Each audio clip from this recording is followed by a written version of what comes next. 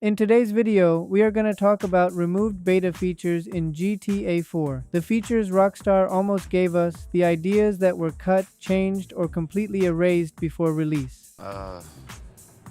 You look good.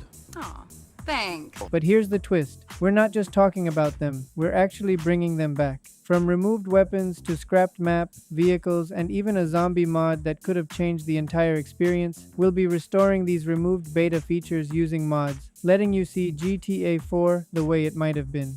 One of the first things that stands out, almost immediately, is the absence of planes. It's something that feels strange the moment you notice it.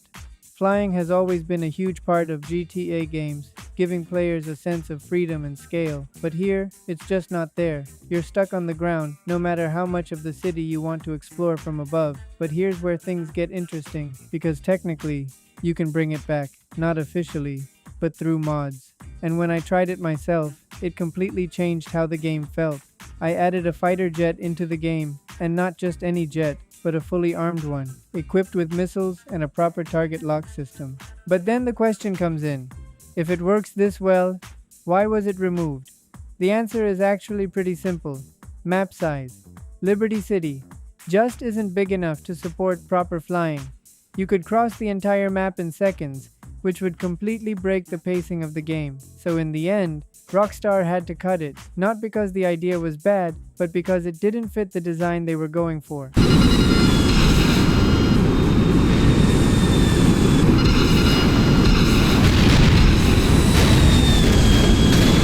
And that makes you think, if they were experimenting with planes, what else did they try? Something bigger? Something more destructive? Well, the answer is yes. Hidden inside the game files, there are traces suggesting that the Rhino tank may have been tested at some point. It was never officially confirmed, but there's enough evidence to make you wonder. So naturally, I had to try it out for myself. Adding the Rhino tank into GTA 4 creates a completely different kind of chaos. You're no longer just part of the city, you become a force inside it, rolling through the streets, crushing cars like they're nothing, taking on the police head-on. It feels intense in a way the base game never quite reaches, and when you hit a 5-star wanted level, things escalate even further. The police don't just chase you, they respond with equal force. Tanks come in, the city turns into a battlefield, and suddenly it feels like total war. What really makes it stand out is the physics. GTA 4's physics system adds weight to everything. Every impact feels heavy, every collision feels real. In some moments, it even feels more intense than Grand Theft Auto 5. But once again, the same question comes back. If it's this fun, why wasn't it included? And once again, the answer is balance. GTA 4 was designed to feel more grounded, more realistic, more serious. Adding something like a tank would completely break that tone. It would shift the game away from its core identity. So Rockstar made the decision to leave it out. Still, after experiencing all of this, it's hard not to feel like something is missing. Because even though these features didn't fit perfectly, they add a whole new layer of excitement, and for a moment, you get to see a version of GTA 4 that could have been very different. GTA 4 was actually supposed to have snow, and that idea alone sounds incredible. There's actually evidence of this feature buried deep inside the game files. It's one of those things that makes you wonder, why didn't Rockstar go all the way with it? You can also imagine pedestrians adapting to it, wearing warmer clothes, reacting to the cold, kind of like how police officers already switch behavior during rain in the base game. And I'm not even exaggerating when I say this. Snow looks absolutely perfect in Liberty City. The atmosphere, the lighting, the way it changes the mood, it just hits different. So if you've never tried snow mods in GTA 4 before, seriously, I highly recommend you do. It's one of those things you have to experience for yourself.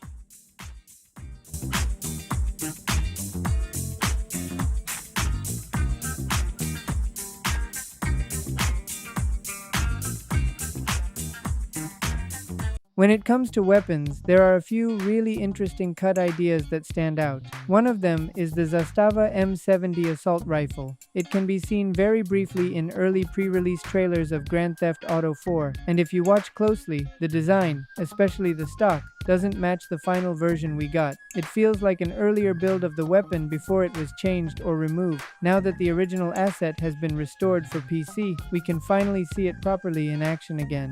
Another weapon that never made it to the final release is the SPAS 12 shotgun. This one actually appears in multiple promotional artworks, often shown in the hands of a police officer.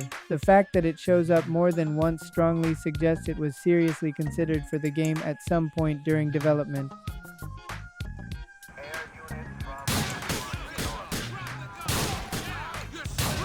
There's also clear evidence of a revolver being planned as well. In one pre-release screenshot, Nico is seen holding it, which is a strong hint that it was meant to be part of the final weapon set. It even had its own unique feel, with a solid look and a powerful sound that made it stand out when used.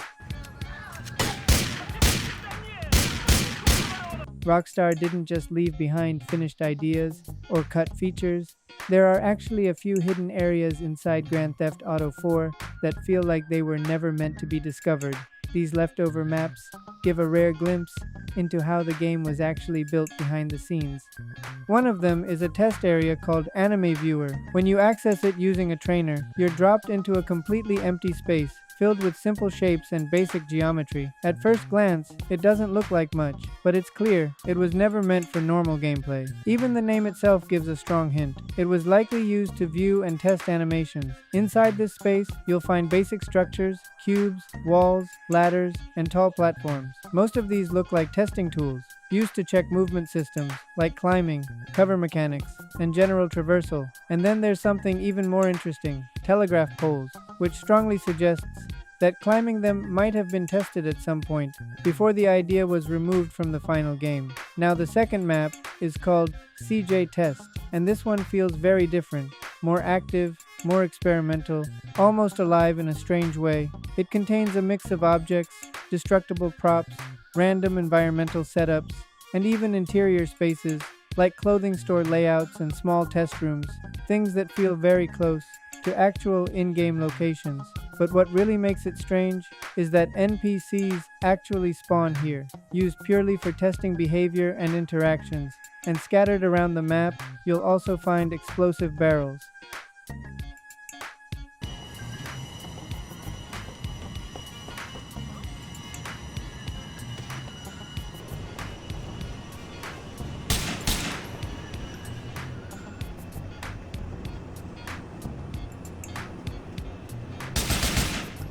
One of the most impressive additions I made to the game is the countryside area. It feels completely different from the city of Grand Theft Auto 4. More open, more natural, and much more peaceful in design. The area has huge mountains with snowy peaks, beautiful highways that stretch through long distances, and undeveloped dirt roads that make the whole environment feel more realistic and alive. If it had made it into the final version, the map would have been much bigger, with more space to explore and even additional flight paths for aircraft.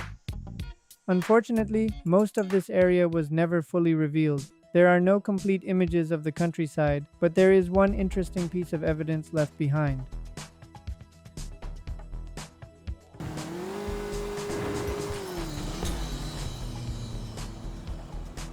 What makes this beta so interesting is that new discoveries are still coming out of it. This isn't just a few leftover files.